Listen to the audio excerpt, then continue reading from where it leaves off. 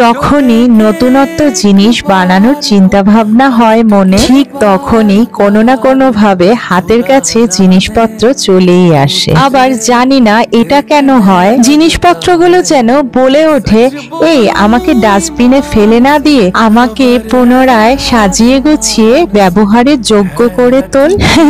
এটা হয়তো আমারই মনের ভ্রম। তোমরা তো জানোই যেহেতু আমি হাতের কাজ করতে ভীষণ ভালোবাসি। তো যাই হোক, আজকের কাজটা কিন্তু আমরা দুটো ভাবেই ব্যবহার করতে পারবো। খালি হয়ে যাওয়া এই ডিমের বক্সটা দিয়ে বানিয়েছি একটা পেঁচা। পেঁচাটাকে বানানোর জন্য অবশ্যই একটা ডিমের বক্স লেগেছে, সাথে কার্ডবোর্ড দিয়ে পেঁচার কান, চোখ, মুখ, ডানা, পা সবকিছুকে বানিয়ে নিয়েছি। এবার জিনিসটাকে কিন্তু আমরা ওয়াল হ্যাঙ্গিং হিসেবে ঘরে সাজিয়েও রাখতে পারবো। আর আমি এখানে আমার ডেইলি এক্সেসরিজ গুলো এটার মধ্যে গুছিয়ে রাখলাম।